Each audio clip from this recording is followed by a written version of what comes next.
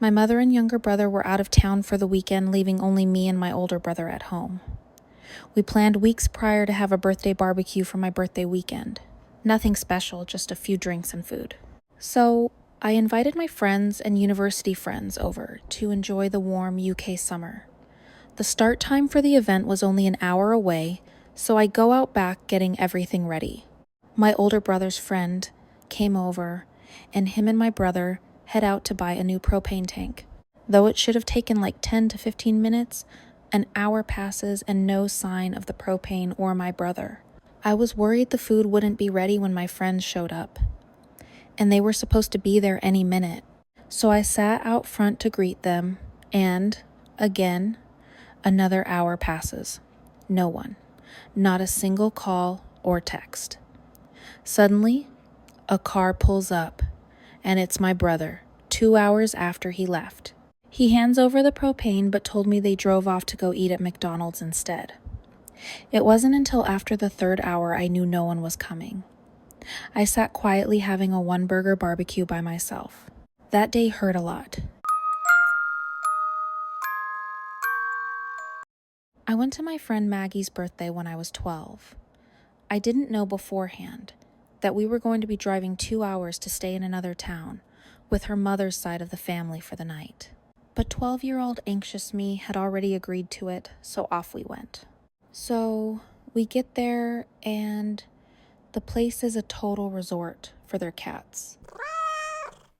I swear her mom had like 4 long-haired, huge cats, and I am super allergic, so I was wheezing from the moment I got there. Plus, they smoked inside the house, so it generally was just not a nice place for children. The party included myself, my friend, and all her girlfriends from her hometown. So the only people there I knew were Maggie and her mom. After awkwardly hanging out with the group and not having much input to the conversation, all the girls decided it would be fun to stay up all night. 12-year-old me was not down, so I fall asleep. And as I was sleeping, all those really nice girls decided to draw all over me with permanent Sharpie. So I wake up because I am in such weird pain from them constantly scratching my whole body with Sharpies and applying orange and green makeup to my already swollen, hive-covered face. I got up and had to sit on the kitchen counter for roughly an hour while her mom tried to remove all the Sharpie and makeup off my body. The girls did not get in trouble, and the worst part, I was still 2 hours from home. Oh, also, flash forward to the next year when she invited me again and my mom barely let me go. Maggie begged me to go, saying she wanted to make up for the year before, and they, once again, drew all over me. But this time, her mom at least spoke quietly to her about how it wasn't supposed to happen another year in a row. To be young and think girls are your friends. I remember my mom asked me what I wanted to do for a birthday, and for a moment I experienced normalcy. But that, of course, did not last long. She scheduled a last-minute appointment for an elective beauty treatment for herself that day. I was disappointed but bit my tongue, and I let it slide. Then she said she was too broke now for the $50 buffet I wanted to go. She was punishing me for not joining forces to strong-arm the owner during the appointment, who offered a great price and worked her butt off. I was so humiliated, I had no words. She was always so pushy. She then made me assure her how much better she looked, and it was worth it. She went on and on for days, seeking assurance nonstop.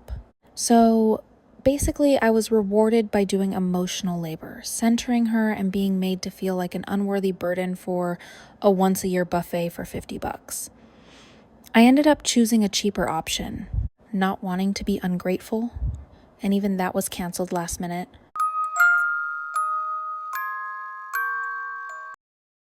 When I was about 11, I went to a sleepover for my friend's birthday. There were 4 children in total. My friend convinced his mother to let us all sleep in a tent in the backyard. We were all hyped for the night out in the tent, and before we set up outside, we all bought snacks from the gas station. Once we finished eating our bowl of snacks and having our soft drinks, we all decided to go to sleep. It took a while of trying not to laugh at one another, saying dumb phrases or words, but eventually I fell asleep. I remember I woke up in the middle of the night and noticed one of the other boys was up too. I gave him a tired hey, and he replied with a quick, "Shut up, bro." That's when I noticed the noise of what sounded like two people fighting outside on the street.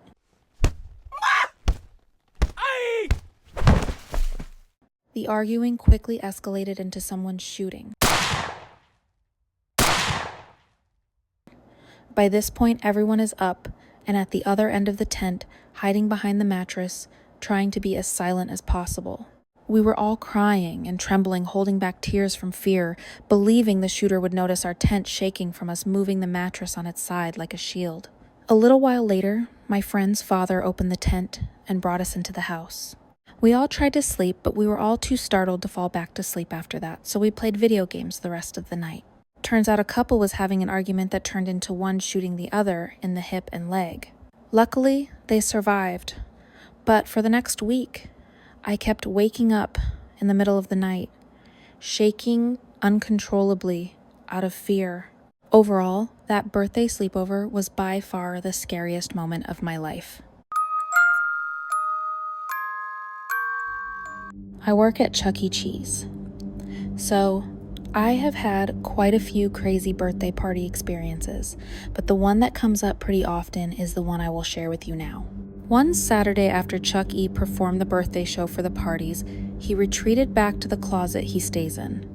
One kid took great interest in the mouse and tried to follow him. Well, the kid didn't take too kindly to the closed door to the Chuck E. closet, so he began body slamming into the door, terrorizing the poor employee inside. The party hosts and other staff team who heard the commotion had to come shoo the kid away and form a human barrier between the kid and the scared employee. The kid kept coming back, determined to find out the true identity of the mascot. It didn't take long for the terrorized mascot employee to give the "I'm ready" signal to the other staff. While the kid was distracted, the party hosts gave the all clear signal, allowing the trapped employee to leave the closet and flee to the kitchen. The same kid later barged into the kitchen to look for the Chuck E. employee. But it was too late by then. The employee had already gotten away, identity still concealed and unknown to the child. Legends have it that the kid still prowls Chuck E. Cheese stores on Saturdays, on the eternal quest to unravel the mystery of who is Chuck E. Was really excited for my 19th birthday. I was going to have lunch with my girlfriend, hang out with my friends after, and end the evening with pizza at my parents' home, as is family tradition. The girlfriend's mom picks me up since I had no car at the time. I was living with the girlfriend and paying rent, and we went down to her university and she has to pick up some books. So we end up going to the bookstore and she kills 2 hours in lines and shopping for clothing. Not all the books were bought, so we went to an off-campus bookstore as well, and spend another hour or so in line. I text my friends and cancel our plans. We then go to the Olive Garden, and she spends the whole time talking to her mom about something that the mom's most recent boyfriend did. Her mom started chatting up the server and mentioned it was my birthday. The server wished me a happy birthday. Happy birthday! The girlfriend looked at me puzzled. She had forgotten it. It's now 8 p.m. and we are driving home. I'm in the back seat, and I call my parents and tell them that I'll be home soon. There's an accident down the road on the freeway. An hour later, my parents call me and ask where I am. I tell them to eat without me. 3 hours later, we are out of the traffic jam, and I go to my parents' home and cry.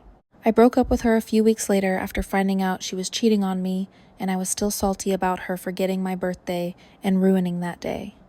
I hope you have a happy birthday. May it be less crappy than my worst.